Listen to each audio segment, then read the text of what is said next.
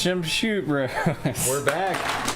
We're back after a news heavy week, man. Oh yeah. It's Absolutely. just like, how many news cycles a day were there during this past week? Oh man, so many. So many news cycles. Well, so we've got, what do we got? We got the Biden, we got Jill Biden voting for Trump. Sure, yeah. Giving Kamala the cold shoulder. Right, we got right, of course. Biden and Trump in the White House. Hanging out, broing out in the White House. Yeah. Biden's like, oh man, welcome back, I'm buddy. I'm so excited to have you back, DT. Oh man, you wouldn't believe how hard it is to be president. Right. You didn't tell me how hard it. Oh wait, we didn't have this meeting last time. We got the Super Friends uniting. We'll talk a little bit about that. I have some qualms, but we'll get there. What with RFK being HHS? No, that doesn't really bother me that much. Honestly, I mean, if I was gonna stick RFK in a place, I would put him at the USDA. But yeah, that's probably a better place to put him, but it's not as prestigious as the HHS, and he had a deal with Trump. Yeah. He had a deal as part of his endorsement. I'm sure, but all of the things he's been talking about during the campaign have had to do with the USDA, not HHS. Yes, but from my understanding, I think the HHS has some blanket authority over those agencies where HHS policies can affect those agencies. Yeah. So it's not as direct as him controlling that agency, but his positions at HHS can influence policy elsewhere. So it's not like it's useless to put him there, but it's not as pinpoint precise, right? Right. But yeah, then you've also got the Are we going aside from the picks, you've also got the apparently the Palestinians want to end the war with Israel already. So mom sent me did Mom send you the meme that she sent me? Mom sent me nothing. It was from the Babylon Bee, and it said, Donald Trump already solved all the problems as president-elect, and now he won't have anything to do as president. God, all the stuff apparently. Now there is fuckery, and Zelensky are both talking about we're ready to sit down and make a deal, and there is fuckery going on with the Palestinians though, because they're saying that they want peace, but Israel just won't help. That Israel's just not having it now. Yeah. And I'm like, well, listen. You started this shit. You got to return the fucking hostages, right. You motherfuckers. Listen, it doesn't matter if you want peace now, okay? Right. So the hostages got to get returned, or you have to admit that you killed them, okay? Right. One of these two things has to happen. Well, and if you do that, you're pieces of shit, but at least we can move on from that topic. We can discuss the terms of you surrendering unconditionally, right. And then you all go up against a firing squad. I mean, it's tough terms, but man, look, it is what it is. You can only bargain with the chips you have, and if you have none, the thing is, the leadership needs to pay. The citizens need to stop dying. Right. That's what it comes down to. Well, and the Qataris apparently have kicked all the Palestinian leadership out of Qatar, because that's where a lot of those guys were hanging out. Yeah. That's happening just since the election. Everybody's shaping up, it seems like, after the election, because they're like, oh, shit. We don't know exactly what's going to happen when Trump's in office. So, there's that. So all the world's problems getting solved before Trump is even president. Mm-hmm. Mom was concerned that no, was it Mom? Yeah, I think it was Mom. Was concerned that they're somehow going to find a way to make it give the credit to Biden. Nobody's going to buy that. No, nobody's going to buy that. You should have just left Democrats in power just a little bit longer. The liberals who need some copium to huff are going to cope using that. That's going to be their cope, but no actual human being is going to believe that. So it's a non-issue. Yeah. But it probably will happen. Yes, they'll say, "Oh, look, the Biden foreign policy is really it's hitting. Trump's going to take it. Trump's just this is just like Trump. Take credit for Biden's achievements." I called this. He did it with Obama. The Trump economy was nobody realizes the Trump economy was just the Obama economy. Yeah. It took 8 years for the Obama economy to come into effect. So peace from wars that started during the Biden era are now finally getting solved by the Biden policies. The wars that started. The wars that started in the Biden era are Trump's wars. Oh, okay. Because it was the Trump administration is what caused the conditions to create those wars. That's true. And so now the Biden administration has fixed all these problems, and then Trump's going to roll in and take credit for it. Right. Jeremy, you don't understand. The way that it works is that if something good happens, it's because of the Democrat administration before. Right. And if something bad happens, it's because of the Republican administration before. Right. Well, no. Okay, hold on. It's actually a little bit more complicated than that. If something good happens and there's a Republican in power, it's because of the Democrat administration before. Right. If something bad happens and a Republican is in power, it's because of the bad thing that Republican did then. Right. If something good happens in a Democrat, it's because of the Democrat. It's because of the Democrat. And if a bad thing happens during the Democrat administration, it's because of the Republican that came before. What if a bad thing happens in a second Democratic nominate or a second Democratic presidency that follows an 8-year Democratic presidency? It's from the Republican from 12 years ago. Yeah. Nice. Well, look, it's been a long time since that's been tested. So we've been playing this game of musical chairs. Right. So often that the two consecutive term presidency for the Democrats or the Republicans has not been a thing for ages. What if something happened in the 4th term of FDR? Like, who gets the credit for that? Well, see, that's the thing. That's so far back that I don't even think we're not even talking about the same political paradigm anymore. True. So but in the current paradigm, the Republicans and the Democrats trade back and forth. Yeah. So nobody ever gets a shot at more than 8 years at a time. So they're still able somehow with 8 years to still pin the blame. Yeah. I don't know. It's a bit of a stretch, but yeah. So where are we starting? I think we already started on the foreign wars getting resolved. Mm-hmm. I kind of called this. Trump has said multiple times, "I'll have the Ukraine thing sorted out while I'm president-elect," and I believed him because he'll get on the phone with Putin right now. Nothing's stopping him from calling up Putin. Right. He's going to be like, is it illegal to call someone? It is, actually. Really? He can't do foreign policy before. No, but what if he just calls up his old bro Putin to chat? Hey, it's sketchy. You remember General Flynn? I think is the name of the guy who got arrested and got prison time for being in the original Trump administration before the election or before the while they were in the transition phase before the inauguration. He had some sort of foreign policy call with somebody, I can't remember who, Russia maybe, and they nailed him for that. They were like, "You are done." He was in prison for years. Yeah. Well, maybe not the best idea to call Putin. As soon as, I think the way it worked is that they did the investigation stuff, like they had a special prosecutor involved. Yeah. Like all throughout the entire 4 years of the Trump presidency, and then as soon as Trump was out of office, they put him in jail. Oh. So he couldn't pardon him because they didn't have any charges. They just had an investigation open that he couldn't get rid of because it was under a special prosecutor that wasn't under the president's jurisdiction. But he's out now. Michael Flynn, I don't know what his deal is at this point. He might be. I think he is out. I think he got kind of like a slap on the wrist, but it was like I think it was like the harshest slap on the wrist you could give. You know what I'm saying?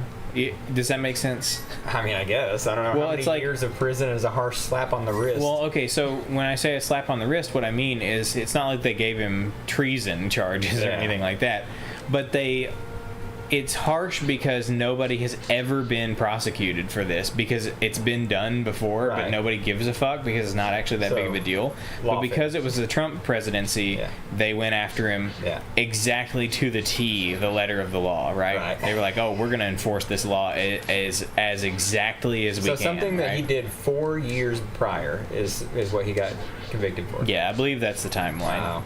Because it was, the whole issue was that they were talking to some foreign leader before the inauguration. Yeah.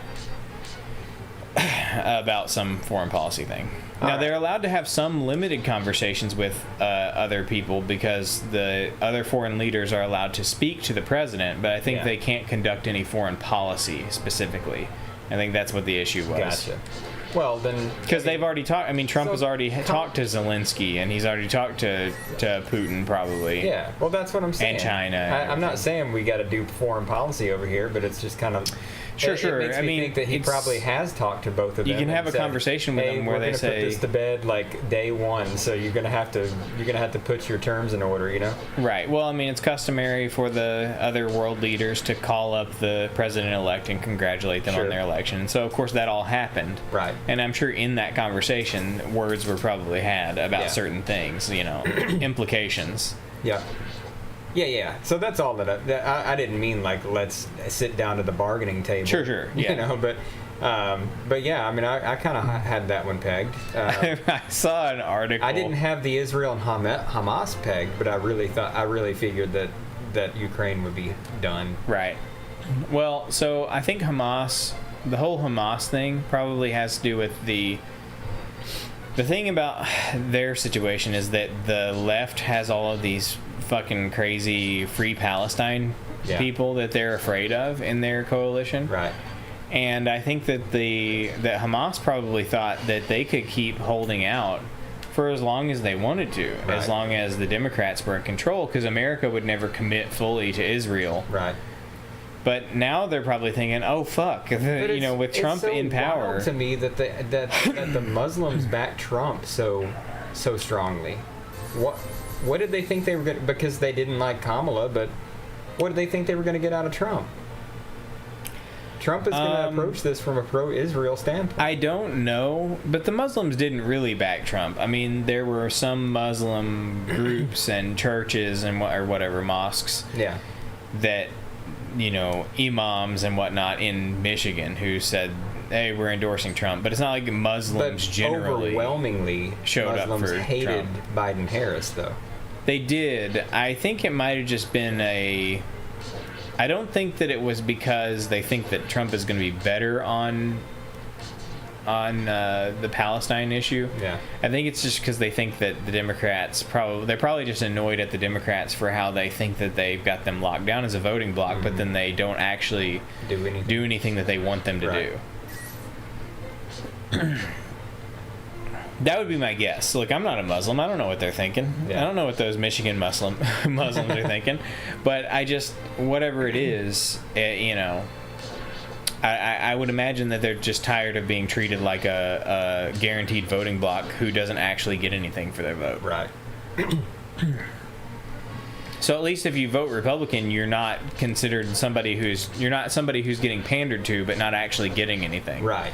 You're just not getting anything, but at least they're not pandering about it. So they're sending a message to the Democrats. That might be what it is. It may not be really about support for the Republican. It might just be a message to the Democrats that, hey, we're not a guaranteed voting bloc for you. I heard somebody interviewing a Muslim group, and they were like, why are you campaigning for Trump? And it was just like, well, we're not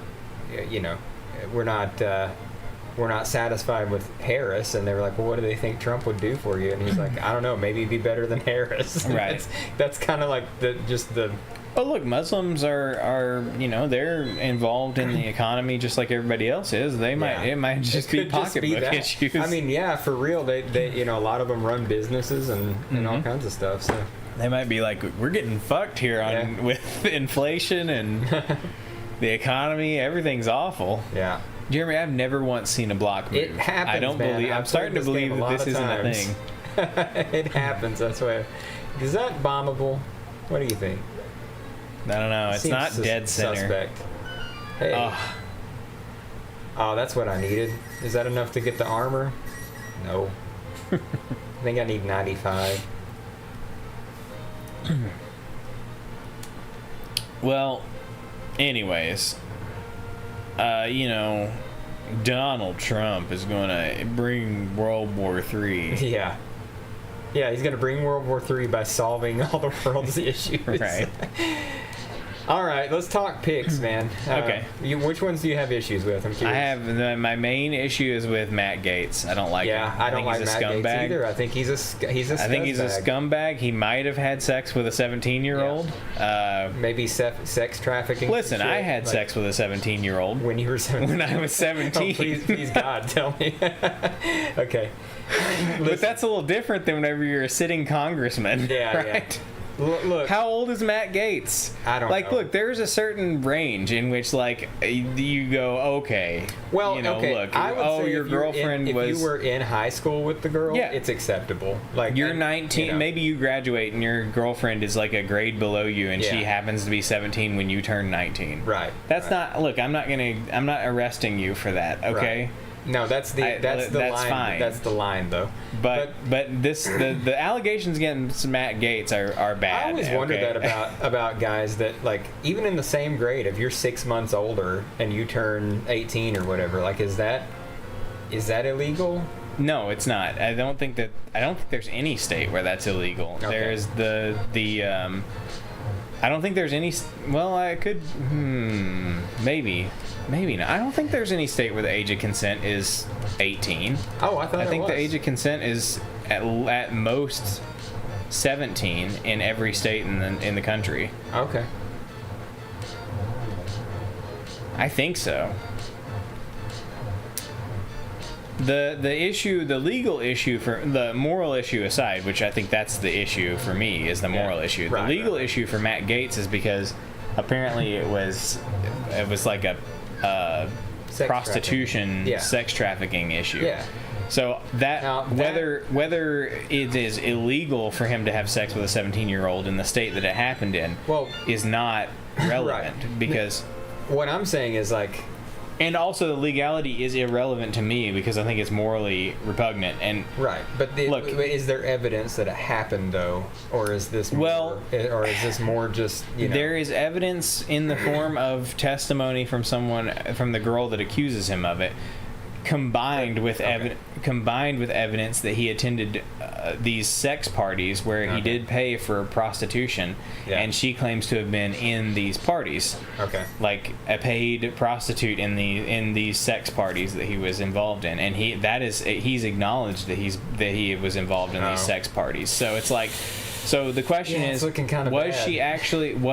17-year-old girl actually there? Well, that's the thing we don't know for sure. There's an allegation about it, but the skeezy shit that he's been up to, that's known. We know that's the case. So the only question is the 17-year-old angle. But I think he's disqualified for me just based on the fact that he has this history. Period. Right. No, I agree, and that was the big thing that was the big issue that I had. And he had, there was somebody else involved in this same sex party thing that he was involved in, who is in jail, who was convicted of of these sex trafficking crimes. See, the thing is, and that's why I like to get more information. And there's record that Matt Gaetz paid this guy for things related to this sex trafficking stuff. So it's basically almost it's almost absolutely true. It's as close to a slam dunk we know for sure that this happened without having the final piece of evidence that you can get. See, the thing is, when it comes to these sexual things, that's why this shit that we have to deal with constantly is so damaging, because to me, I tend to first tone it out. Because you got your Christine Blasey Fords and your E. Jean Carrolls and sometimes it's real. The problem is that it's not real most of the time, the way that the media pushes this stuff these days. Right. So you have this. We've developed I'm with you. I've developed a knee-jerk gut reaction to ignore this stuff whenever it comes up. I've developed a reaction in my gut to say this is probably fake. Right. And sometimes which is it's horrible not fake. for women who actually are. Yes. It's horrible for them. Yes. That they have to suffer at the hands of grifters. Yeah. Yep. Absolutely. So, anyway. So yeah, that's my issue with Matt Gaetz. I think that he is a scumbag, and whether or not he did something illegal is not even relevant to me. Right. If he did do something illegal related to sex trafficking, then fuck that guy. He should be in prison. Yep. But even if he didn't do something illegal, he should not be the attorney general. Okay, let's have some standards here, please. So I hear you. I agree with you. I'm 100% on board on the moral standpoint. Mm-hmm. Outside of that, he either gets confirmed or he doesn't. If he gets confirmed, how do you think he'll do as Attorney General? I don't think he'll get confirmed. Here's what I think is going on. I've heard some other people say this, some pundits say this, and I think that there's probably truth to it. Matt Gaetz is probably a big ask. Right, it's the big ask, right? You got all these appointments. You got to give me the other ones, right? Yeah, you got all these appointments you want to get through, and then you pick this one most bombastic choice that of course is not going to go through. Shit, man, because Gaetz has ruined his political career because now he's stepped down. Maybe not, because he had to step down from Congress if he didn't want that ethics report to get released on him, which is the reason he stepped down. So he had to step down from Congress anyway. What I think will probably end up happening, me and Mom were talking about this earlier, is that if they shoot down his confirmation, that he'll probably get given some other position that's like a low-level position that doesn't need to be confirmed by the Senate. I got you. Trump will probably be like, okay, Matt, thanks for your service, you fucking degenerate. Here's your low-level position in some department that I don't have to worry about. I don't think he knows he's being used. I don't think he knows he's being used, but I think he might be being used. Oh, God, I hope that's what's actually happening. Wow, that would be awesome if that's what's actually happening. Yeah. So, look, I don't know for sure, but I'm just guessing here. You're in a financial position here, Jeremy, to not be able to take essential armor pieces, a sword, an inventory upgrade. Yeah. I have $100. Yeah. This sucks ass. Yeah, the game has decided that this is the run where they just want to fuck you over. Here, look at all this tantalizing stuff you can't buy because you have no money. I'm going to have to reason it out. I've got a good sword. I've got no armor, but I've got plenty of healing. Mm-hmm. I need the big bag, man. I need the bag. Get you that bag, bro. But I gotta get 7 more rupees, or I can't get the bag. You might not be able to. This place is pretty well explored. I feel like I'm kind of up a creek. Is there a bombable wall you haven't found? It's been pretty poor seeds so far. I've only bought a couple things, and I've only got $100 on floor 4. Yeah. I've noticed where's the money? Well, you got a little potion there. Yeah.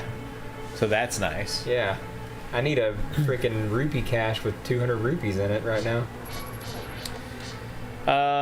Yeah, so was there anything on the to the left? Oh my god, I'm so fucking stupid. I have the rupee thing. Oh. Well, at least I can get the big bag. I cleared out the fucking dungeon, though. I could have been making rupees all this time. Well, that's very sad, Jeremy. I forgot I had it. I feel bad for you. Alright, so... What were you talking about, Gaetz? Yeah, I've said everything I need to say about Gaetz. I think that it's possible he might be being used here. Okay. Which, if that's the case, then fine. Alright. I think it's still kind of a bad... Look, I hate saying this because it's so fucking gay, but it's kind of a bad look, right?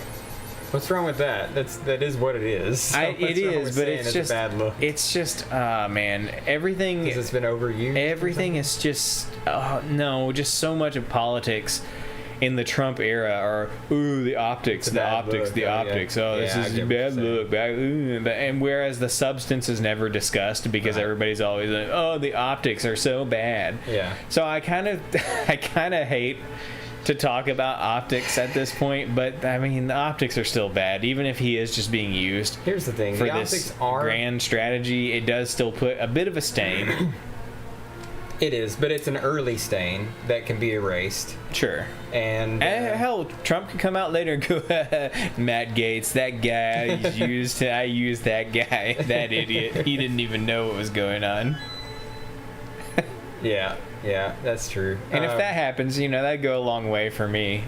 Now, that being said, if he did get confirmed, which I'm certain that he won't, he does seem like he would take a pretty hardline stance on a lot of corruption.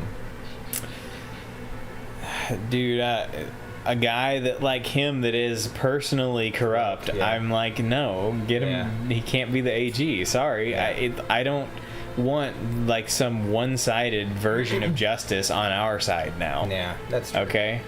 I want somebody who's competent, who will actually balance the scales properly. Yeah. I get that a lot of people want vengeance. I get it. I'm not down for this guy. I'm just saying that there are silver linings if he gets converted. I'm just saying that I get that people want vengeance, but I think that rather than vengeance, we should have justice. Yeah. Okay. And even though there are some people who need to get fucking destroyed because they've destroyed other people, like that can't be the whole game. Right? I get it. Yeah. No. Sometimes my thirst for vengeance gets a little out of hand. I believe that violence breeds violence. Okay, that's what the old Metal Gear Rising Senator Armstrong final song, like his battle theme says. Yeah, but and I believe in Senator Armstrong. Okay, but Jeremy, violence breeds violence. Okay, you can't have a cycle that never ends. A cycle of violence that never ends. Okay, and I do feel that the right has been badly mistreated in this country, but we shouldn't just let it all go, but we should try to balance the scales again and just be balanced. Okay, I don't want this aggressive, basically here's the deal. It was a complete violation of norms, and the Democrats like to run around and talk about the norms, norms, right? Yeah. That's the Democrat thing to do because Trump violates the superficial norms by talking mean, right? Okay. Right.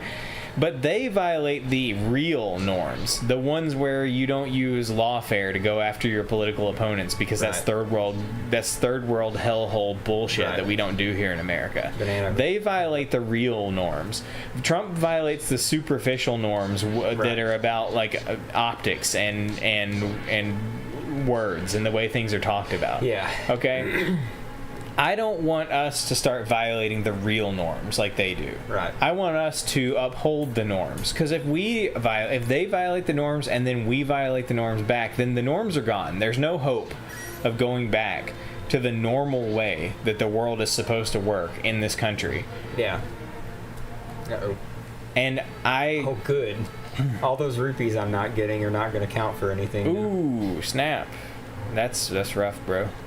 What do you got to do to get 8 hearts, which probably ain't gonna happen in this level. Anyways, I'm just saying, at some point, be the bigger men. Well, it's not just that we should be the bigger men. It's that if anybody's gonna do it, if there's any hope, it's gotta be us. It has to be us. We don't have a choice. It has to be us. Because if we retaliate, then they're gonna continue to retaliate as soon as they have the chance. Yeah. Like, there's a possibility that there could be a disarmament if we don't retaliate. Right. There's a possibility there won't be. They might just say, fuck it, this is what we're going to do now. And if that happens, if it just turns out that there is no peace with the Democrats, that they will not uphold any kind of norms of justice and political stability of this country, then I guess we'll talk then. But until then, if we have any chance of holding this country together, then we're going to have to not retaliate. Right. We're going to have to suck it up and say, listen. Oh, fuck. I just picked up 50 rupees. God damn it. All right. You have a curse, Jeremy, that stops you from reaping. I opened a chest. I guess I just shouldn't open chests until I find 8 hearts. Well, but that's a trade-off. Well, no, you know what? Motherfucker. It's fine, because if you... Oh my god. It's fine. This run is really fucking with you, isn't it? It really is. This blows. Anyway, I'm just saying...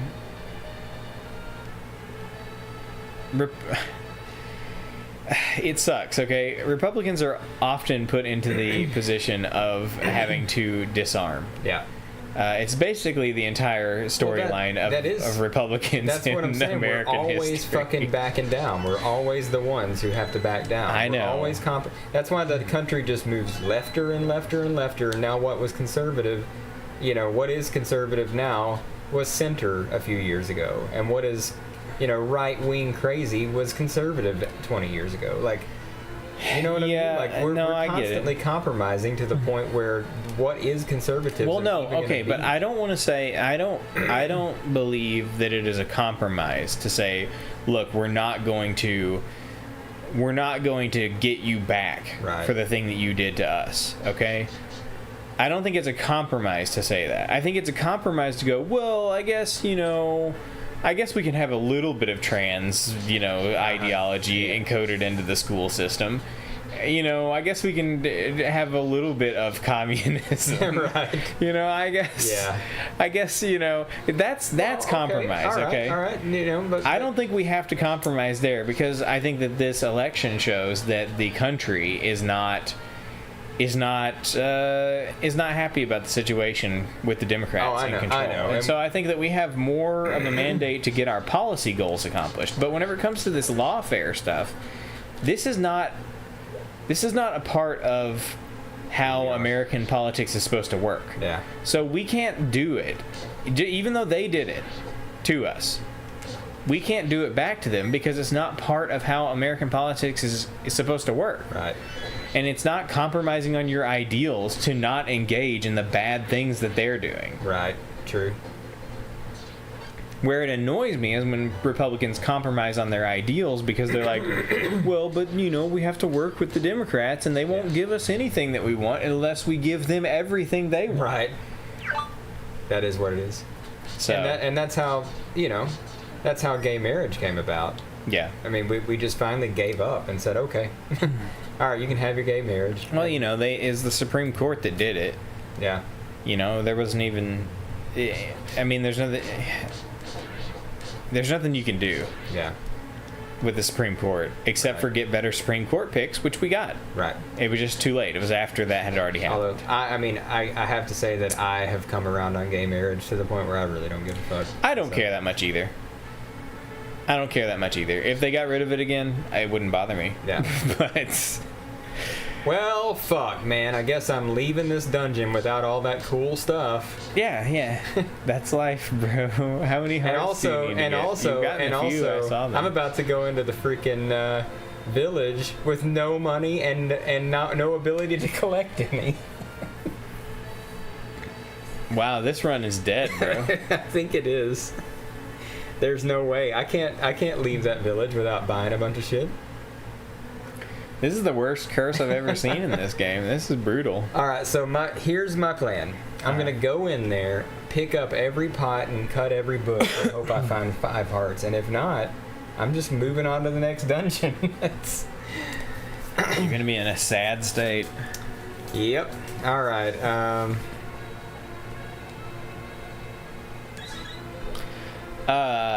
anyways, look, all I'm saying is, Matt Gaetz is a bad dude, okay? And he runs with a bunch of bad boys. Yeah, and I don't want him AG, but if he is being used as a pawn, for a bigger move, then that's fine. All right, so let's now. How do we feel about? I was gonna say let's move on from the worst of these and go. How do we feel about Doug Burgum for Department of Interior? Okay. Well, as the guy that I've consistently called the Goofy Goober, I can't remember the name of. I think he's a great pick. I think he's a great pick for a Department of Interior. It's a department that doesn't do anything important at all. Yeah. I don't know anything about Doug Burgum. I know all they do is like take care of the national parks, right? Yeah. Yeah, Doug Burgum. I don't know much about him. I remember him in the debates, and I used to think that dude's kind of goofy. Oh, but Mom just loved him. Did she? So, that Doug Burgum. Yeah. Oh, I hope he's the vice president. Oh God. Yeah. Okay. Please. I have got. Don't collect any rupees. Don't do it. Oh my God. There's one. How many hearts have you gotten? Yeah, I know you've gotten some. I need 3 more. Okay. There could be rupees. There could be 125 rupees in that chest. So I don't want to risk. Yeah. No, I get it. Come the fuck on. Okay. So Doug Burgum, I mean, he's I don't care about the Department of the Interior.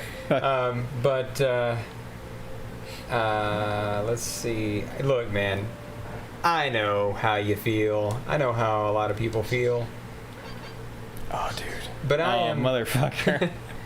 Wait, there's gonna be one more heart. There's got to be, right? Yeah, there will. Somewhere be. around here. We'll find one. No problem. There we go. All right, start over. You're gonna be able to collect so many dollars here. I mean, you can collect quite a few dollars here, but oh yeah, it's better if you roll in here with some cash, though. Yeah, no, I last floor just fucked me. Mm-hmm. See, I'm so glad I didn't get that. Yeah. Man, I'm just hopelessly in love with Tulsi Gabbard. Yeah, she sucks. I love her. Fuck though. her. She's so hot. Well, yeah, she is, but that's why I especially don't like her, because a lot of people like her because she's hot, and it's like, dude. I know. I think she's a patriot, dude. I don't. What do you hate about her? Gosh, she's a Democrat. Of course, she's a Democrat. She's a Democrat who's playing. Democrat. She's a Democrat who's playing pretend to be like, oh, I'm a conservative now because the Democrats were mean to me. Well, I mean, she left the party before Donald Trump was even starting to run, so it wasn't an angle. I don't think it was an angle for her to get into some favor in some other, in like the independent form. Yeah. Somewhere she was trying to get in with the conservative. I think she's a grifter. I think that's what she is doing. I think she is running a grift here because she knew that her political career was over with the Democrats, because she said mean things in the debate that tore down and damaged the other candidates, and they smeared her as a Russian asset, and that was it for her political career. She was done in politics. So she thought, well, what can I do? The Democrats hate me now, so I can't be a politician for the Democrats anymore. What can I do? Oh, I bet I can. I'm pretty, and the conservatives like pretty girls, and the Democrats hate pretty girls, so this is perfect. I'll be able to just trick the conservatives into thinking that I'm on their team now. I don't know. I think she's a total grifter. I don't buy anything that she said. Here's why. She grew up in a conservative family, okay? Her dad was a conservative politician in Hawaii. There's an ad that you can find out there on the internet of her as a teenager in an ad for her dad's political career in Hawaii, where they were talking about how gay marriage is just what's next, marrying dogs, marrying cats. That shit is out there, okay? She grew up in a conservative family in Hawaii, and she blew them off to become a Democrat. I don't believe her. I don't believe her. I don't believe that she's had some sort of change of heart, and she's learned that the conservative way is actually the good way. I think that she is totally a liberal Democrat who got caught on the wrong side of a particular set of circumstances, and now she's doing what she has to do to keep her political career going. You think she's a woke lefty Democrat? I don't think she's a woke lefty Democrat, but I think she is an anti Second Amendment. She's got hard anti-Second Amendment positions, which doesn't matter for the Director of National Intelligence. But it does. What does matter is that she has a lot of the standard left-wing positions that you would expect a Democrat to have had, which I disagree with. Yeah. Okay? She might be a more traditional Democrat than your woke left-wing people. I didn't believe her when she came over to the Republican Party. I believed that she was still left-leaning. I mean, I'm definitely not, fooled by or not fooled into thinking that she's a conservative now. But she's definitely made moves in the Trump administration. I think she's a positive asset, a positive look for the administration. One, because she's one that left the left and helped other people justify that too. Same with RFK. And two, I think that I think that being a woman helps with the people who are all about that thing. That all about the we need a woman type. Well, who are those people? Those aren't people that we need to worry about. Independents. Those people. I'm saying that BTFO'd the Democrats in this election cycle. She helped with that in the election.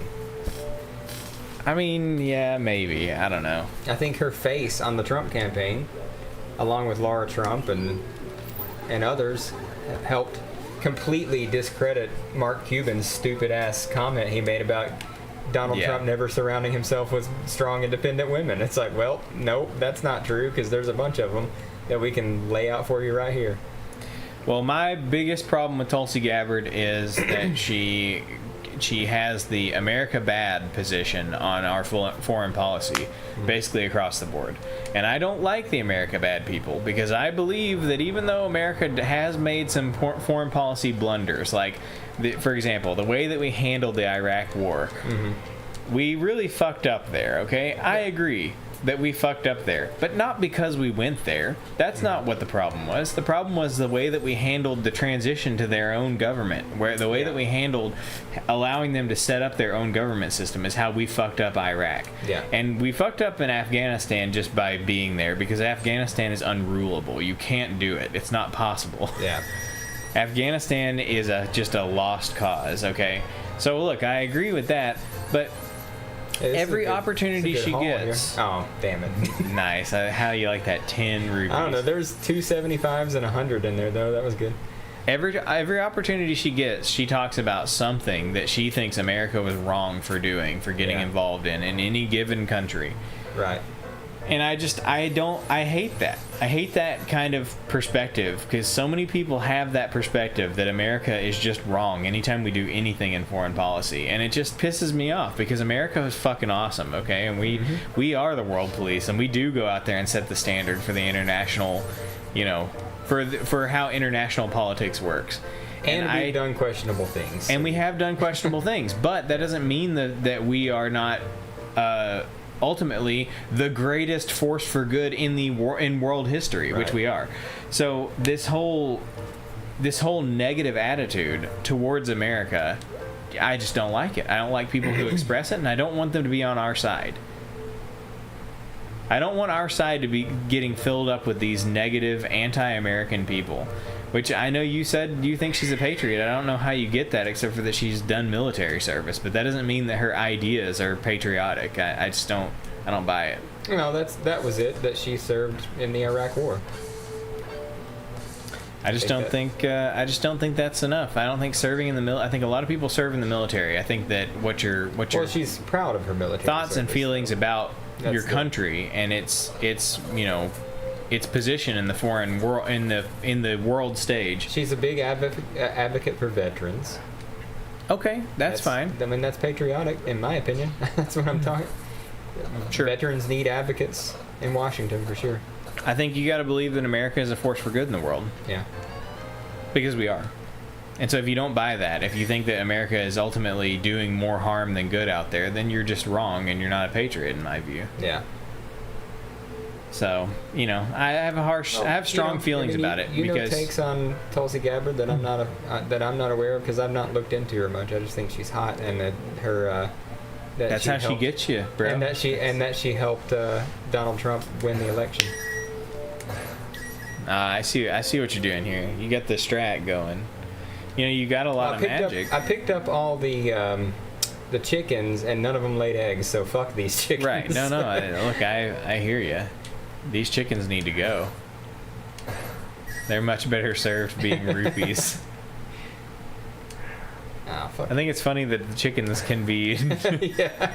can be rupified. Yep. That's hilarious. So now I'm gonna go charge the wand, so I've got a full charge. Dude, I had one of those wands one time whenever I was in this village. I should have done this strategy. All right, so we charge the wand.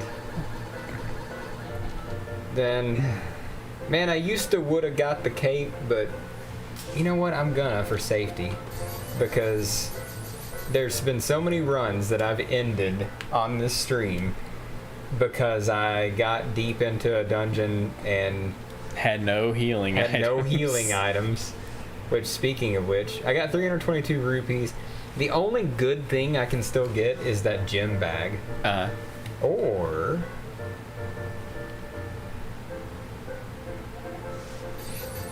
fuck.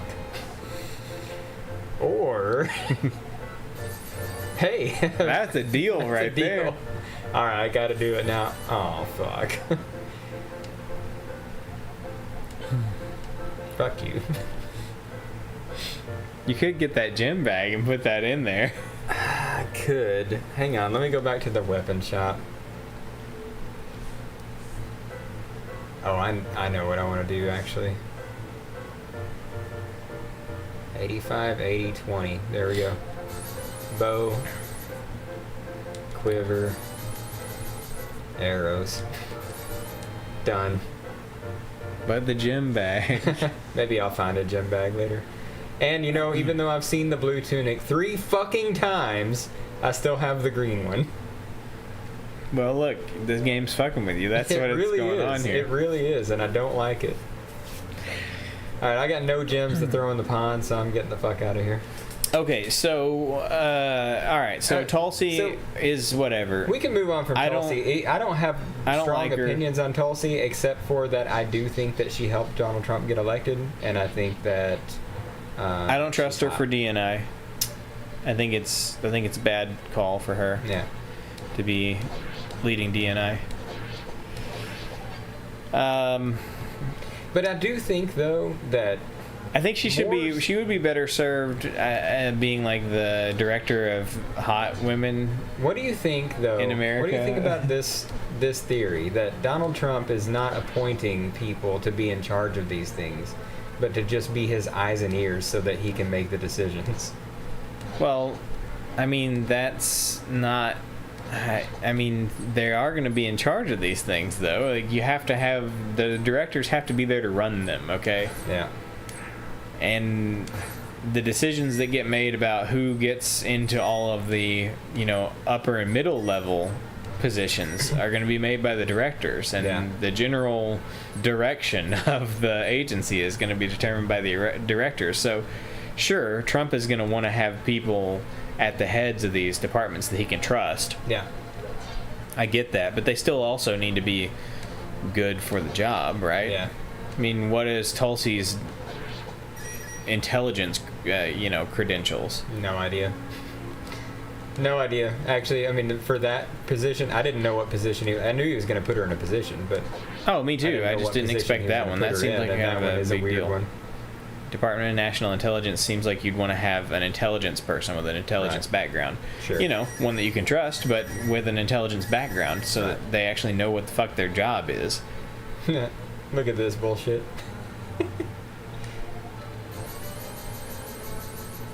Exactly right. To the penny. Exact change.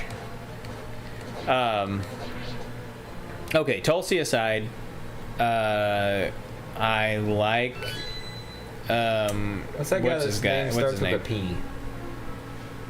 His last name starts with P. Pete? Pete? No. Well, I don't know. What are we talking about I can't remember. I can't remember what department are we talking about here? I don't know. I don't remember because I don't know. I didn't know the guy before now. So, hang on. Well, I want to talk about RFK a little bit more. I think that RFK is... Listen, I don't agree with RFK about basically anything. Mm-hmm. But I do think that it's probably good to have him in the HHS because the interesting thing that RFK has been saying that I think is worth considering Now, I haven't looked into the details on this, so I don't know the truth value of this claim. But if this claim is true, then I think it's something that's worthwhile to look into. Okay, keep going. RFK is one of the anti-vax guys who thinks that vaccines cause autism. Mm-hmm. Obviously, it's bullshit. That's total bullshit. The autism studies, there's no validity to those. Yeah, I know he's all fringe bullshit on all that stuff. I get that. But he did say something interesting that I need to look into the details on about vaccines, which is that he said. And again, like I said, I haven't done the research on this, so I don't know the fact claim here. I don't know the truth value of the fact claim here. But he claimed that vaccines are not administered under the FDA because vaccines are considered a matter of national security because of the possibility of biological weapon use. Right. So vaccines actually fall under a subdepartment of the DoD, and all of our vaccine approval programs don't go through the normal FDA process and don't have the same level of scrutiny placed on them to get approved. They don't have the same long-term study requirements. They don't have the same level of scrutiny for the approval process whenever they're creating and testing vaccines that any other drug would. Yeah. And if that's the case, if that is accurate, then I agree that vaccines should be put through the same rigorous testing that any other any other medicine, any other drug or therapy or anything should be put through. Right. If vaccines are, for national security reasons, essentially fast track through an inferior process. Yeah.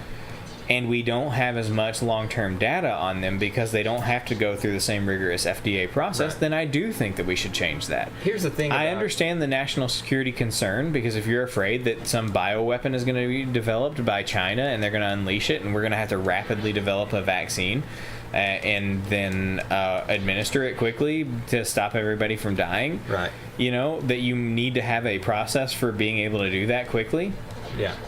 But just because that's a possibility that could come up doesn't mean that your entire vaccine program for everything that you administer needs to fall under that. Yeah.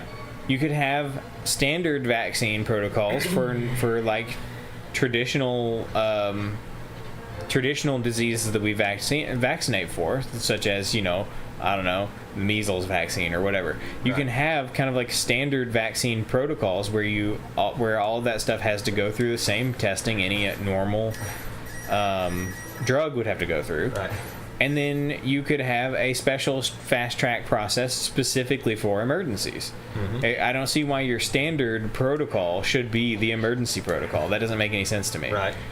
It's not an emergency unless it's an emergency, right? So why employ the emergency standard all the time? Yeah. Now, with that being said, I don't know for sure if that's actually accurate. I don't know if his claim there is true. Yeah. So if that turns out to not be true, then never mind. I don't agree with RFK. I thought I had the cape equipped. I was trying to go invisible there. Shit. But if it is not true, if it is true, then I fully agree with him. And while I don't think that vaccines cause autism, I do think that there is a possibility that there are vaccine injuries that are occurring because the vaccines are not necessarily going through as rigorous a process as anything else would. And if that's the case, we should do something about it. Yeah, so I think that might be a valid thing for him to look into, but I think that where his attention is going to be best suited is just towards the big pharmaceutical companies and the over medication of our country, like the over prescribing of medications. You know, I think that it should be outlawed to have medication advertisement on TV. I think that should be outlawed. It's not allowed in any other country. It is weird. I think that pharmaceutical, what is it? Pharmaceutical sales reps, what are they called? It's pharmaceutical sales reps. No, isn't there like a word for it? Like a specific word for pharmaceutical sales reps that's like a special... I always call them pharmaceutical reps. Pharmaceutical rep? That's what I've always known them as. Well, whatever they are. Pharma rep? I don't know. Big pharma. Pill pushers. Pill pushers, yeah, that's what they're called. So it is. I think that's a bizarre industry that shouldn't exist, because doctors should be looking at the efficacy of the drugs and determining what to prescribe based on that, not based on who gives them the best tickets to the best, baseball games. Right. Yeah. And no, it's 100%. I think that I've always thought that pharmaceutical reps, that industry was nutty. Back when I was a young lad, I got interested in sales through shadowing. Do you remember Sarah and Katie Osmond? I remember that there were people named Osmond. Oh, okay. I thought Katie was around your age. Maybe she's a little older. Anyway, their dad was a pharmaceutical rep, and I shadowed him for a day, and I thought, oh, this job sounds like fun, not, realizing how wacky it really is. Yeah. And, I knew he made a lot of money, and I was like, well, I want to make a lot of money and have a fun job, so right. Yeah, I'll do that job. And so that's what got me really ultimately, that's what got me into sales overall. But the more I've thought about it throughout my life, the more I'm like, these guys are they're just pill pushers. That's what they are. They are out there. The opioid epidemic is because of guys like that. Yeah. And it should be completely eradicated. Should be completely, the entire industry of pharmaceutical sales, pharmaceutical marketing should be dismantled. And I think RFK Jr. is the guy to do that. Yeah. But I think that he needs to focus his attention there and not on... Sure. Whatever, vaccines and stuff like that. I mean, I am personally skeptical about a lot of vaccine stuff. The gold one is the one to get. But really, this is what you're going to give me? Oh, yeah, no. Yeah. On floor one, this is what you're going to give me? Well, you could run across a gold pedestal. Can you give me something useful, please? Like a healing item? Yeah, I'm dead here, by the way. If you die, I'm going to let you go again, because I had a long run there. Anyway, you're saying... I really do think that RFK has the potential to revolutionize the pharmaceutical industry. Dude, did you see today, after he was appointed, the stock prices of Pfizer and Moderna? No. They tanked. Really? Yeah. And I hope that's a promising and positive sign. I want the entire pharmaceutical industry to be completely taken apart. I would love to see that. I am a huge fan, I live in the real world, okay? Mm-hmm. I live in the real world where real things happen. Mm-hmm. And in the real world, incentives drive behavior, okay? Mm-hmm. And we have an industry that is incredibly effective at producing drugs, okay? Yeah. And America basically produces all the drugs for the world, essentially. Yeah. I mean, yes, there are some companies out there in other countries that do produce some drugs. But basically, the entire industry of pharmaceutical development, the entire field of engineering and study is essentially entirely dominated by America. Yeah. Which is a good thing. It's good that we dominate that industry because that's good for us, that we basically control the entire world's supply of pharmaceuticals, right? But on the other hand, I live in the real world where incentives drive behavior, and the incentive structures that exist here also drive really bad behavior. Yes. They drive good behavior, they drive bad behavior. Right. And we need to figure out how to structure the incentives to drive as much good behavior as possible and as little bad behavior as possible. Yeah. I don't want them going in there and completely taking them apart to the point where the only thing that's left is holistic methods of healing. Like, we need the drugs. Go ahead. We need the drugs, but we need them to be regulated to an extent where they are only, well, again, no advertising, no pharmaceutical reps, no incentive to push pills. Right. No incentive for doctors to prescribe something that's not necessary. No incentive for doctors to continue to perpetually prescribe pain meds over and over and over. Right. Zero incentive to do anything outside of what is best for that patient. Because the Hippocratic Oath was out the window back in the 80s when all this stuff started, or whenever, you know? Mm-hmm. It was. That doctors are only about profit, and they're not about... What are you talking about, Jeremy? And doctors are good people. Okay, they do what they do because they are good and for no other reason. Yeah, right. Doctors, people in the medical field are in it for the money. It's a sick mill at this point. You go in, you have a problem. They, hit your knee with the little hammer, and they look in your ear, and they prescribe you something, and that's it. Sweet, you got the power glove. They should not have no incentive to do that anymore. Right. I agree. When's the last time a doctor hit your little knee with the little hammer? Do they just stop doing that when you're an adult? No. I had a physical. Whenever I got hired somewhere. They hit your knee with the hammer? Yeah, it was part of the physical. Last time I had a physical, they didn't do that. I was like, I guess they just don't do that when you're an adult. They did it just like normal. Yeah. And they did that, and they were like, "Yep."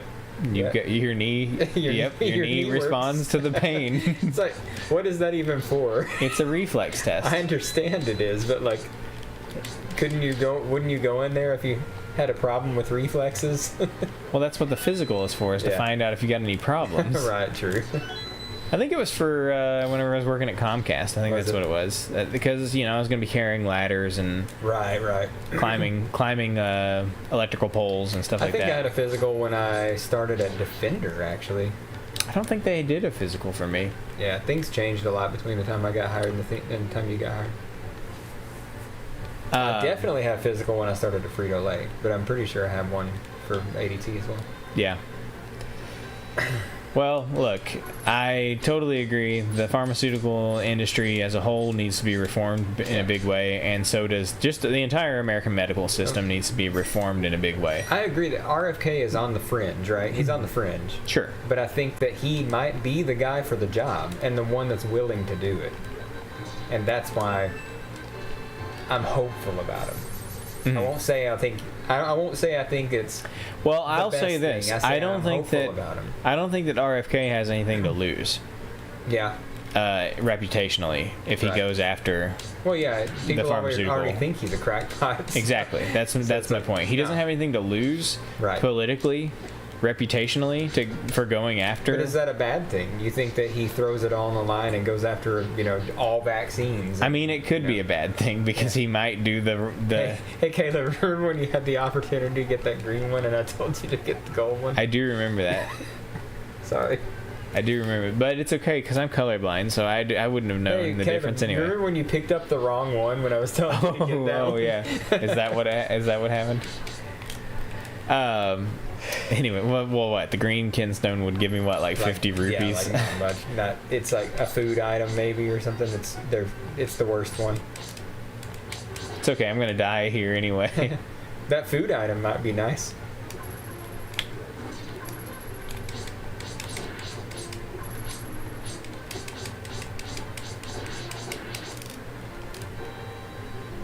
Anyways, yeah, I don't know.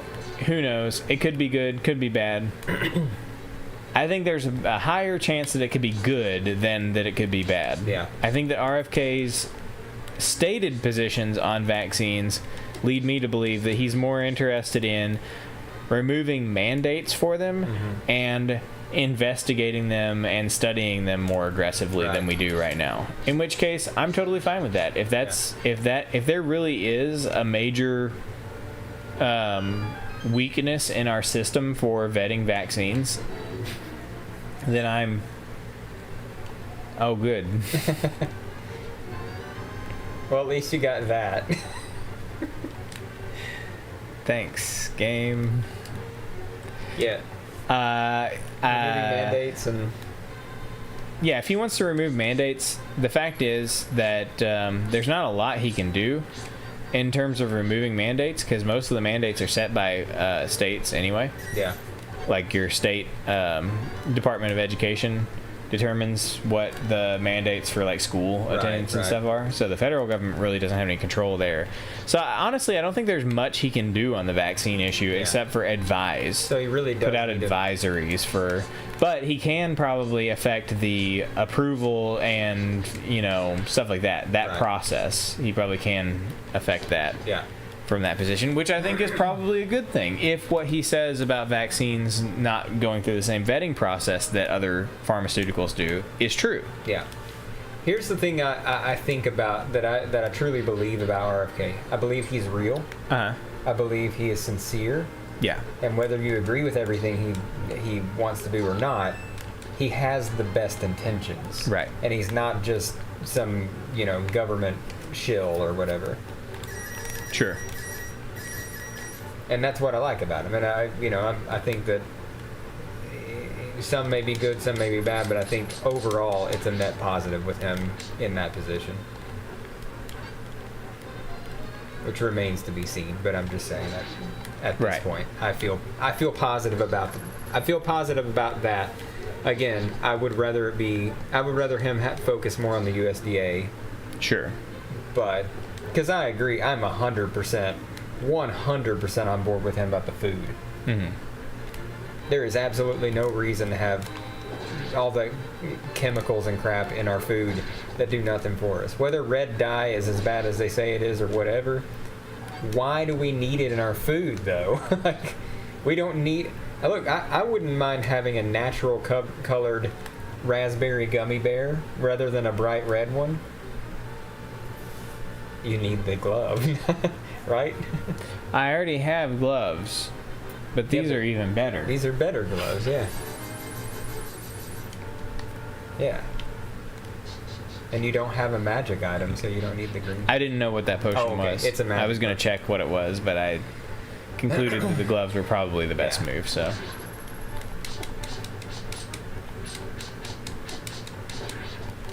All right, so who else? Well, there's Pete Hegseth for DOD. The Fox and News Friends. Yeah, Fox and Friends contributor, Yeah. Pete Hegseth. No, it's Pete is getting shit on by everybody for some reason, but the dude is not just a Fox News host. Okay, he's a decorated Army veteran. Right. He's a National Guard guy, but he's a National Guard guy who's deployed multiple times and earned a couple of Bronze Stars. Yeah. And so he's not just a weekend warrior. He's like, oh, yeah, I served. I did my weekend National Guard thing. It was no big deal. Yeah. But the other thing about him is that he's highly educated. He has like two Ivy League degrees. He's not some goofball TV host that they found that Trump likes because he's on Fox and Friends. Right. Although Trump probably does like him because he's on Fox and Friends. Right. Damn it. I had a healing item too. Yeah. I had some nuts. I thought that. I thought that Pete Hegseth was a pretty solid pick.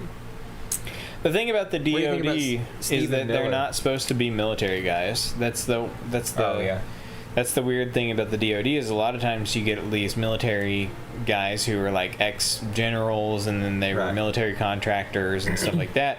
But that's not really what the DOD is supposed to be. The head of the DOD is supposed to be like a civilian and kind of independent from the military. So these guys who end up, heading the DOD who are, ex-military generals and stuff, they're not part of the military anymore. Right. But a military general is going to have a military attitude about how they run the DOD. Right.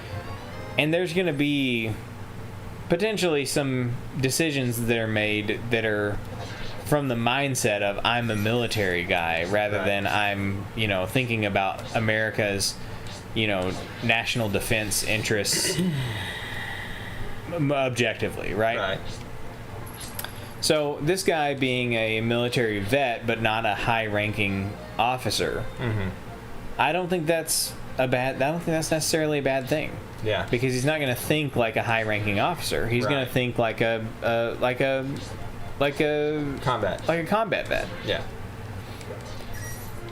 And he's highly educated. He's not some dumb guy. So, he's highly educated. He's got combat experience. He cares about veterans issues a lot. I think he's probably a really good pick for DOD.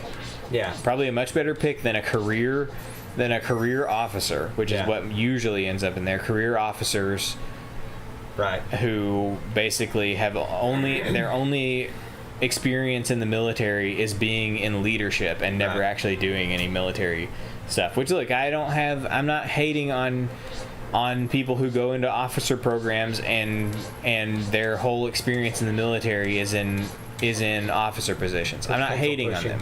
But they are pencil pushers. It's true.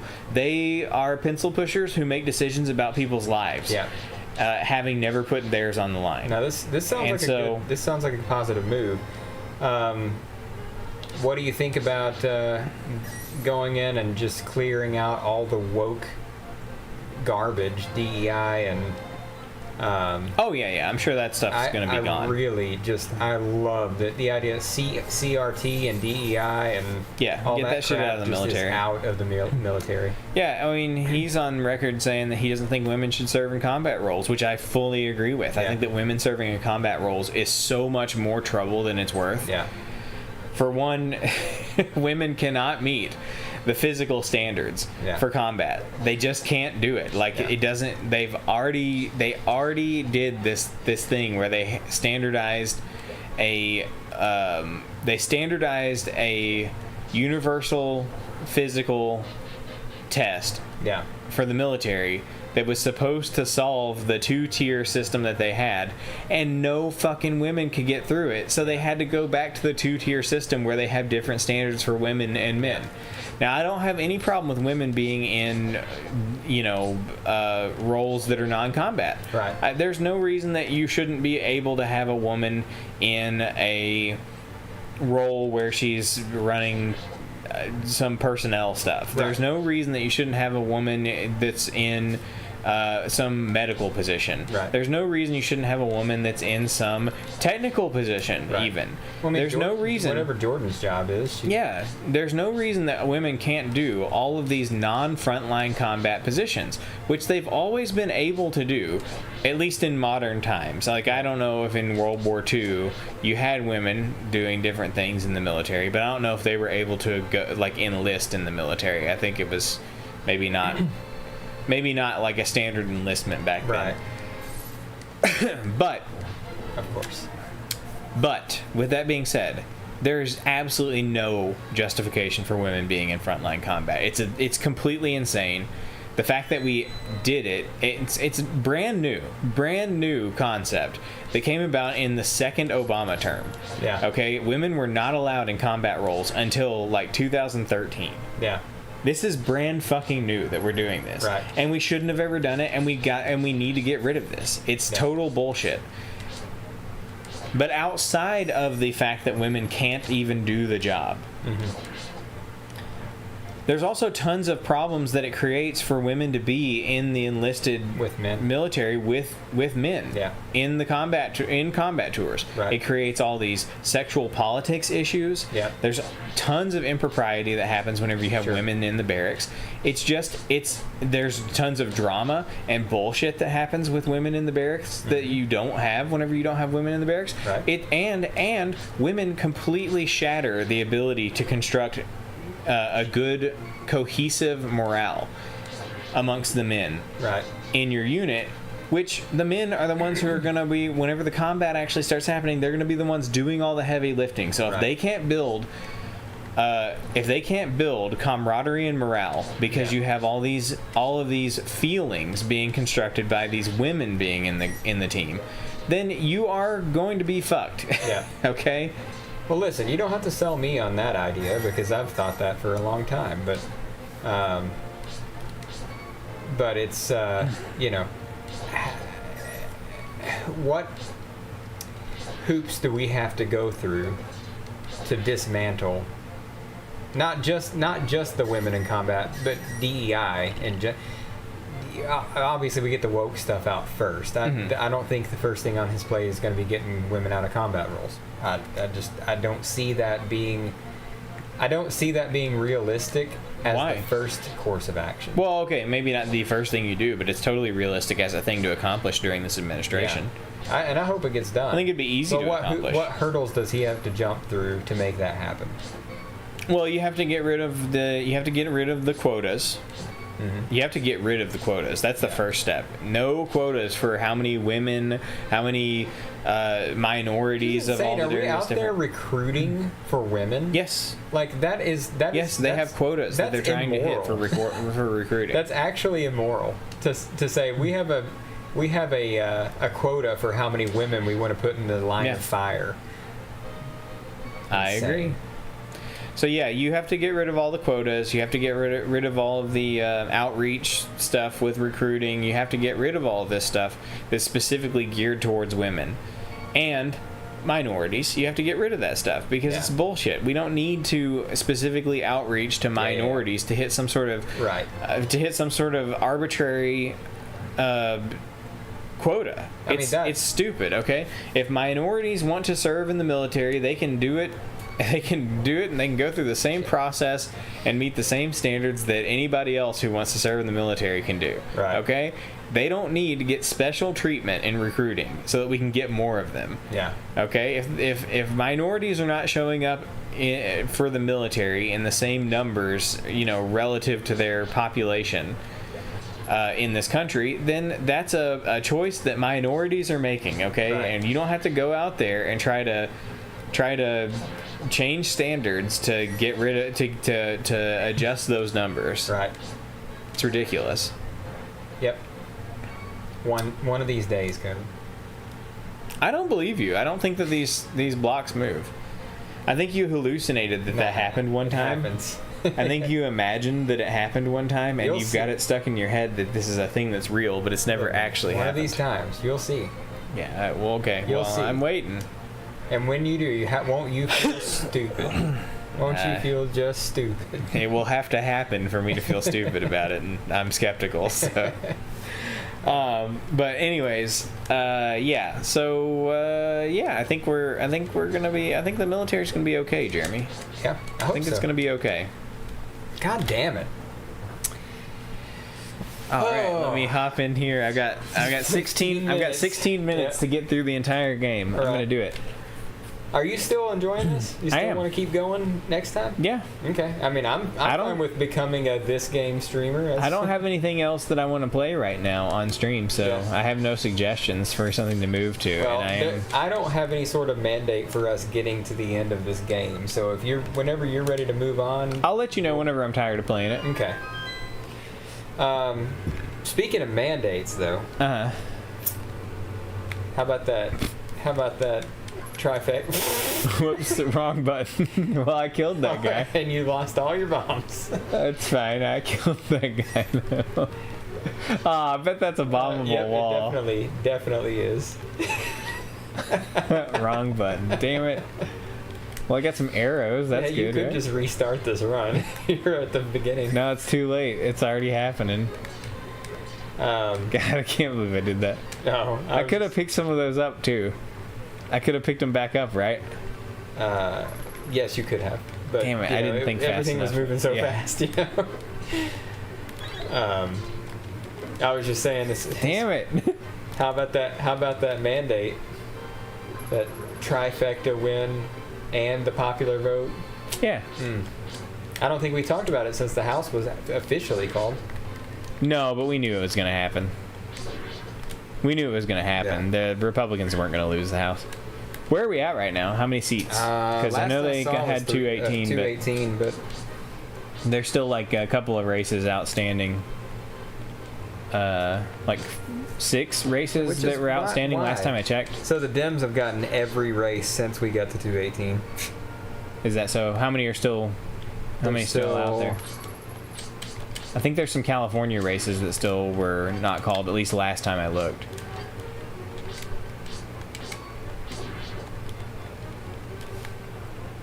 Which the California races, I think the Republicans were ahead in most of those races because those were in districts that were much more red.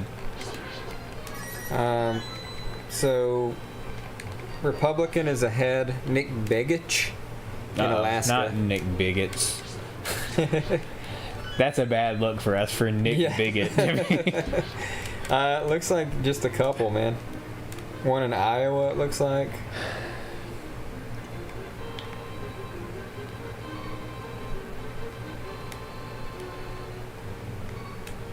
It's hard to see on this map. I need to just find a list, I guess. Iowa, California, and Alaska. It looks like is all it's, and they're all lean Republican, which is good. Yeah. So it looks like we may pick up 3 more.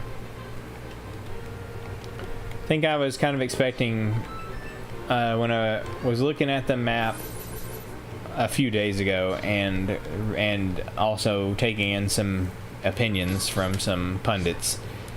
I came to the conclusion that we could probably hope for like 220. Yeah.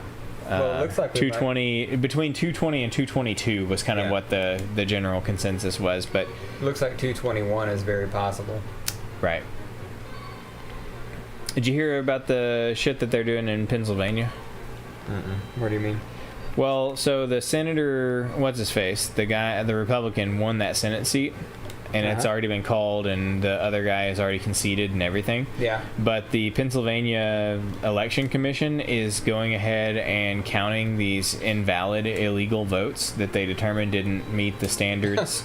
They're going ahead and counting them anyway, because they are the Election Commission is trying to overturn the Senate election using these illegal votes. And their Supreme Court told them, the Supreme Court in Pennsylvania told them that they can't count those votes because they are ineligible, but they're counting them anyway. So it's going to be a court battle. The Supreme Court has decided. Well, but state Supreme Courts can basically just be ignored because they basically don't really have any power. Like, the Election Commission is going to say, well, the state Supreme Court technically, we can kind of ignore them because these are for federal elections. So, even though it's the state determines the process for the federal election, they're gonna say, well, yeah, but anyway, so that's happening. So they might be trying to steal one of the Senate seats. Now, will it work? I don't know. It's questionable whether or not they'll even be able to pull it off with these ineligible votes. What's the balance right now? Is it 51? How many senators are we talking here? Just one? One senator, yeah. Okay.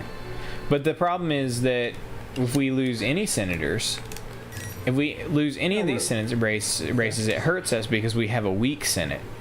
Well, if you only have a one person majority, then it's easy for some fucker to peel off and fuck everything up. Though.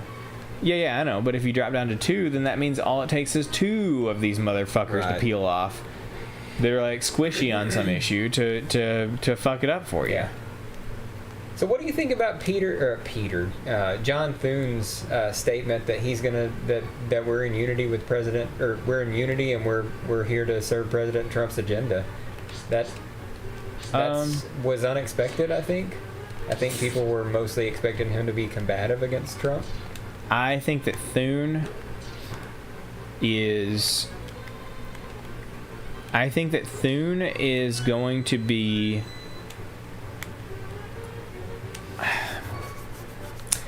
I think that Thune is going to put on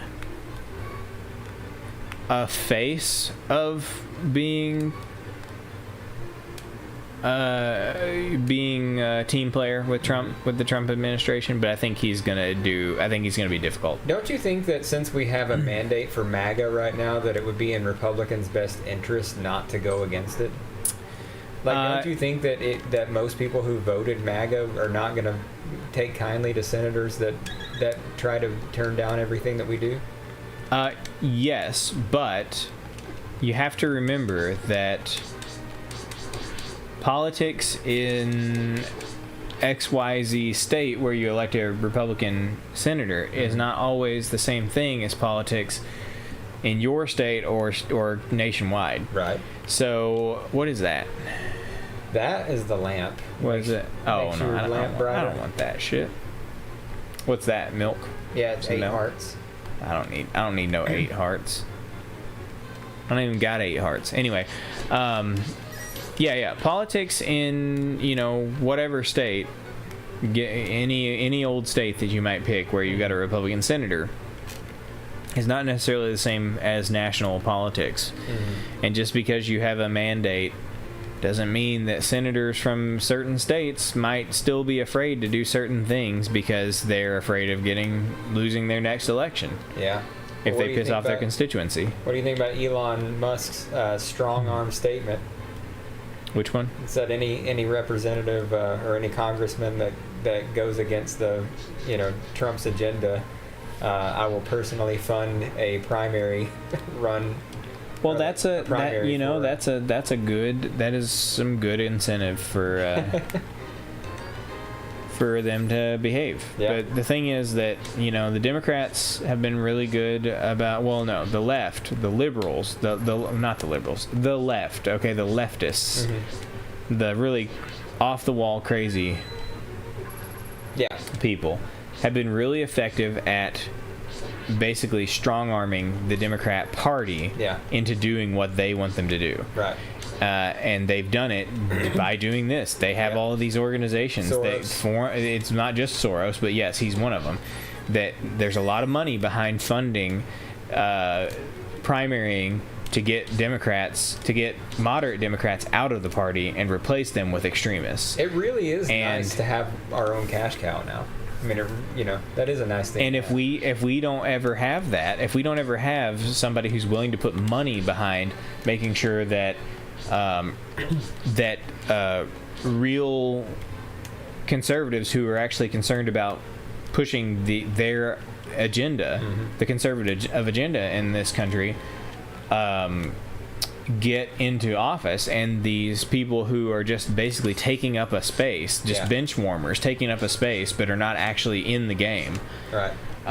Getting rid of those. If we've got somebody who's going to put money behind that now, like the left has, then that's great. That's great, and I'll take it. I'll take it too. I love because they've got it, and you know what? It's working for them. Now they have found out. Okay, they fucked around. Okay, with that, and they have found out that eventually you can push it too far. Yeah, they have gone.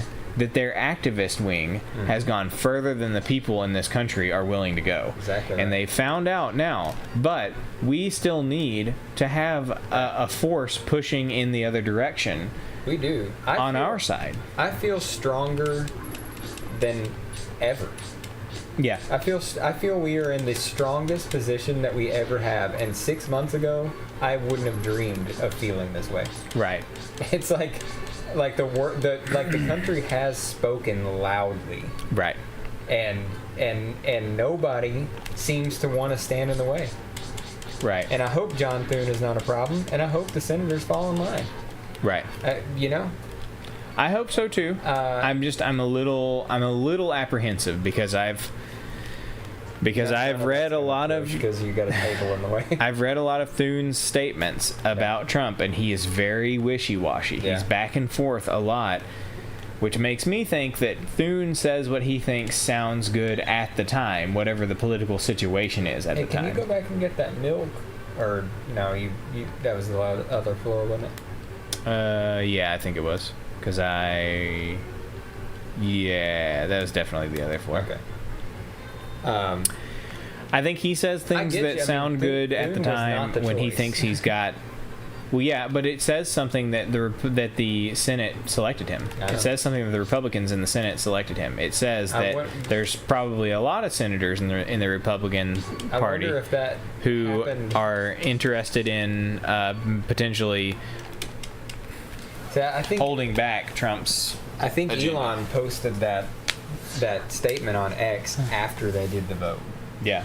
I think that was retaliation for what happened. He was like, "Hey, look, if you guys don't, if you're not going to play ball, I will fund your primary next time around." Now, I don't think that Thune is a bad dude, okay? Yeah. I just think that Thune is, from everything I've seen and read about what Thune has to say about any recent politics. Yeah. It suggests to me that Thune is one of those old school Republicans, not necessarily a rhino, but just kind of like an old school, kind of like respectable Republican. The general consensus is that he's picking up the mantle from Mitch McConnell, right? Which is not what we want. Here's the deal with Mitch McConnell. I've got a hot take on Mitch McConnell. Mitch McConnell has always been an effective Senate minority leader. He's always been effective at gumming up the works whenever the Democrats have power. Yeah. But he has always been completely and utterly ineffective at actually taking advantage whenever he's the majority leader. He doesn't take advantage of the strength that the Republicans have. He holds the line. Right. And hold the line is not what I'm interested in. Right. I'm interested in making progress. Change. Yeah. Now, and I've seen people online going, all this hate against McConnell, and it's like left-wing people who are going, I don't understand all this hate against McConnell. McConnell has been the most effective Republican for getting the Republican agenda pushed that we've ever seen.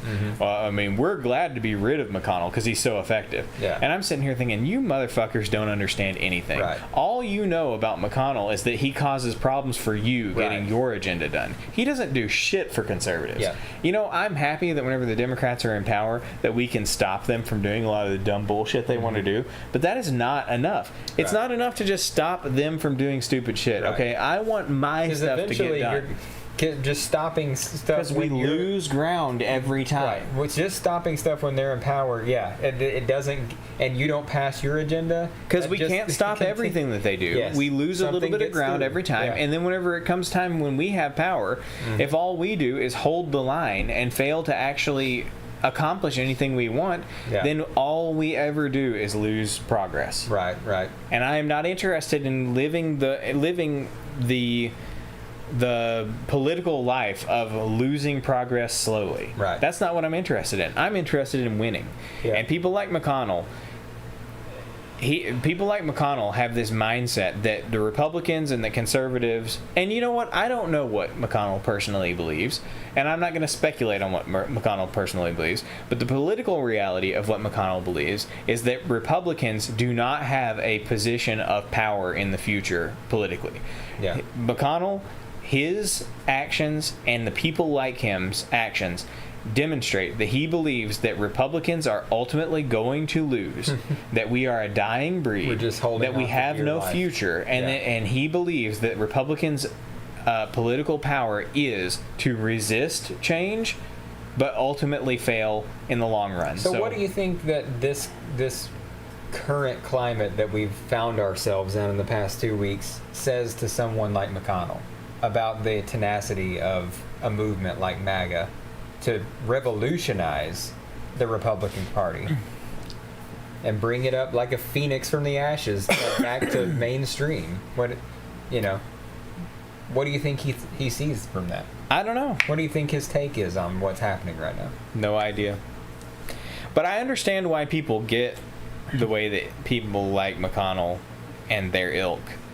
I understand how they get the way they get.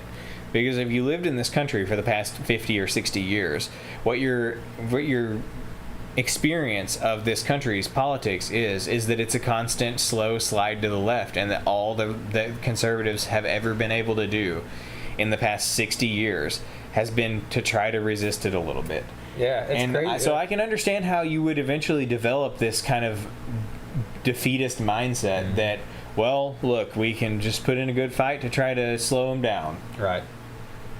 So maybe McConnell's heart is in the right place. He's just too doom-pilled. He just had the wrong.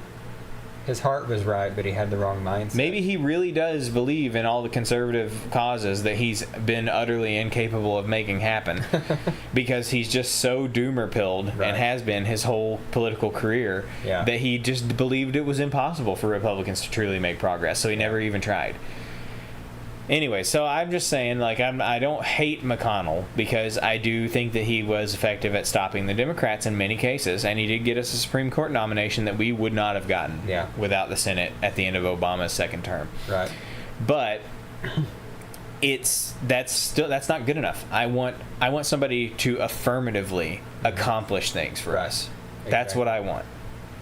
Yeah. So having the majority of the Senate And with what Thune said, and with Elon's threats, I hate to call him that, and it's not even a threat. It's just like, hey, look, we have a president who's got a lot of things in mind. We've got, the country has spoken. This is what they want. If you're going to represent your country, you're going to push through these agendas, and if you're not, then I will personally fund ousting you from office. Right. And that's, I think that we have a really good shot at getting a lot of this stuff done.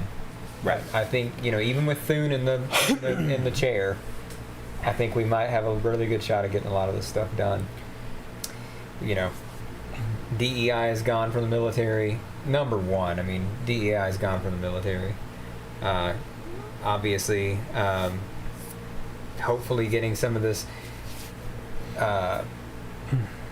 pharmaceutical stuff straightened out, like we were talking about. Again, I would love to see advertising for pharmaceuticals and pharmaceutical reps be just gone. Yeah. That's it.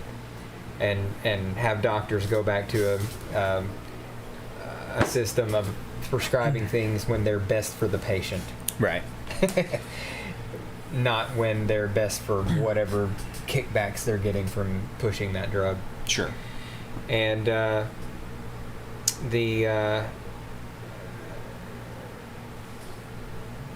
just whatever financial or whatever measures need to be taken to reduce inflation and lower shipping costs and lower gas prices. Drill, baby, drill.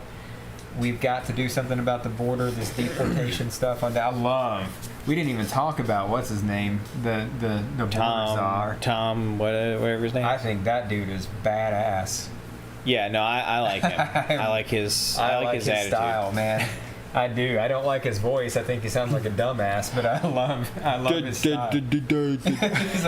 Yeah. But President Trump. No, but what he says though is he says, oh my God, I love that. He says very sharply worded, concise things about what's going on. Tells you where Trump's mindset is, that he was the first appointment. Right. He's telling you, hey, look, this is what I'm doing. Yeah. He's like, the border is number one. I really hope that Trump focuses most of his energy on getting the policy done. Yeah. Getting all the policy objectives done. Mm-hmm. I want that to be where the energy is focused. I really don't want this whole retaliation, we're going to put everybody in jail kind of shit. I want to accomplish the goals. He didn't do that the first time, and I don't think he'll do that the second time. He didn't do it the first time, but he wasn't the first time. He hadn't been prosecuted with lawfare. I think that there's potentially a real, genuine grudge there. Was lock her up was his campaign motto. But they do say, which, you never can know how much you can trust they, but they do say, people from in his administration, that he did ask his attorney general to go, let's do it, let's go after Hillary. And the attorney general, I forget who it was at first. Who was his attorney general at the beginning of his term? Told him, no, it would be really bad if we did it. Let's not do it. And Trump said, okay, let's not do it. But he wanted to.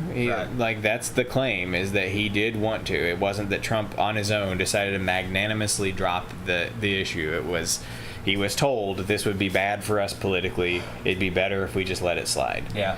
Now, the fear is that this time he won't have somebody who will tell him no, and even if he does have somebody who advises him no, the answer may not be, okay, well, yeah, let's go ahead and not do it. The answer might be, no, fuck this, I'm doing it. Right. So there are some concerns with that, but I hope that's not what he does. I hope that he says, hey, you know what? Who cares about all that past stuff? All those cases are gone now. I don't have to worry about all this lawfare. I'm going to spend my last term here in office accomplishing everything that I set out to accomplish, and my legacy will be that I truly did achieve the conservative renaissance for America. Yeah, and I believe... And I think that Trump is interested in preserving his legacy. I think that Trump is going to be interested in having a legacy of having accomplished all of these things rather than having the legacy of being the guy who had 2 non-consecutive terms, the second of which he spent the entire time going after his enemies and further breaking down any form of cohesion in this country. I think that the very quick appointment of Homan to the border czar means that his mind is on getting his agenda. Yeah, it's a good signal. It wasn't like immediately, who's the best AG that I can get to prosecute all my, I mean, you know, he appointed a joke AG. Right. So, I really hope that the whole bargaining chip deal is what Matt real. Gaetz is actually. So anyway, I think that that's a promising sign. Now, I will say one thing about the going after the people who use lawfare against him. Uh-huh. On the one hand, I don't care about his revenge arc. I don't care about that. I do care about holding people accountable and making an example of people so that this doesn't happen again, though. Sure. So on the one hand... But here's the thing, though. Going after these people and making an example of them is how you guarantee it's going to happen again. Because it just stokes the cycle of violence. Yeah. It does. That's how you guarantee it. Right. That's like signed, sealed, delivered. They're going to come as soon as Trump is out of office, everything's going to be fired back up against him. Yeah. And he's going to be an ancient old man who's going to be going to prison because the entire force, you know, if we win in 2028, which we very well could, J.D. Vance, then we don't have anything to worry about. But if a Democrat takes office again after Trump's term is over, then I think that if he goes after them, they're guaranteed to go after him again. So that's why I don't want this cycle to continue. I want to end it here. Right. Now, if there are people that did egregious things, I don't think it's enough to go after Trump for some case, some real estate loan. I think it's bullshit that they did it, but I don't think that's enough. I don't think that rises to the level that Trump should bring the full fury against them. Raiding his home. I think raiding his home. I mean, that's overstepping in a very egregious way. I don't think it is. Kids' bedrooms and shit. I don't think that is, because he did do something illegal. They were raiding him for something real, and they got what they were after. Now, it's not it's the kind of thing that a lot of presidents have done the exact same thing, and they haven't gotten raided. But he was also being an asshole about handing over the documents. They asked for the documents, and his lawyers told them, "Oh, yeah, we'll get back to you. Oh, yeah, we'll get back to you." And they did that. They strung them along forever about this. And then at some point, the Trump team told the National Archive that they had handed over all the documents, and they knew they didn't hand over all the documents. The National Archive knew that they had not received all the documents. So they were being total assholes about it. Yeah. They didn't have to send an FBI raid to his house to make it happen. Right. But at the same time, the Trump team was being totally unreasonable about it as well. So it's like, I get why people feel that crossed the line, but I don't think it did cross the line. I think it was imprudent for them to do that. I think it was an unwise move for the FBI to do. And a lot of the people in the FBI didn't want to do it. A lot of the agents that actually served out that raid were apprehensive about doing the raid. Right. Because they were like, isn't this a bad idea? Yeah. I feel like this is a bad idea. Oh, it was just the first in many, many, many things that got Donald Trump reelected. Yes. But I'm just saying, I get where you're coming from, but I don't think it actually is justified. I'm talking about, if somebody did something extreme and we've got proof of it, then yes, hammer down on them. But we can't go after all of these people who had all of these petty legal battles against Trump. Because if you do, then that's just stoking the flame of the pettiness to come back as soon as Trump is out of office again. Right. Well, And we'll never get out of it. This could be a death spiral. Yeah. This could be a death spiral for the political system in this country. And I'm not interested in death spiraling because I'm interested in America winning, okay? Right. I'm interested in winning. I'm interested in America achieving new heights. Well, no, we're going to win. We're going to win and just win. We're going to win so much you're going to be tired of winning. That was the promise. So, yep. Hey, look, I've got one more thing to say. I hope that he focuses first on the agenda, the border and everything we talked about, but the agenda. Don't do the tariffs. Huh? Don't do the tariffs. I need to not have the tariffs in place. It's going to be really bad for my business. I feel like tariffs went pretty well the first time, though. Oh, not for your business. It's going to be really bad for my business. I need my business to not be affected by these tariffs. All the agendas. Screw Caleb's business. No, the agenda first, and propping up J.D. Vance second. Sure. I think that he needs to put J.D. Vance front and center on center stage every chance he gets. Right. And give him a shit ton of responsibility to prove himself, because Kamala Harris was bullshit as a vice president, but if we had a real strong candidate that was the vice president, that was hand selected by Donald Trump, he could carry on the MAGA name. Yeah, I mean, Vance is super impressive so far. Everything I've ever seen from Vance he just impresses me every time. So I would say he's a solid contender. And if Trump puts a lot of effort into putting Vance up front and out there to show off a lot throughout the administration, then that's gonna be great for 2028. Yeah, I think. And since this is a non-consecutive term, it's kind of weird because it's like you expect, it feels like we're starting fresh here, right? But we only got 4 years to do it with, so it could have 12 years. Well, yeah, but I'm just saying, we only have 4 years, right? But it feels like we're starting fresh. So I really do hope that the opportunity is taken to really set up a successor to be the obvious kind of incumbent, essentially. Well, can you imagine having a spiritual incumbent to carry on the presidency as if it's a second term? Third term, but the second term of this iteration of the Trump presidency. Think about Vance rallies, right? Where Donald Trump opens for Vance. And you got Hulk Hogan out there, and you got Sylvester Stallone. Right. It's the same movement, different guy, Yep. All right, we'll see you next time. Later.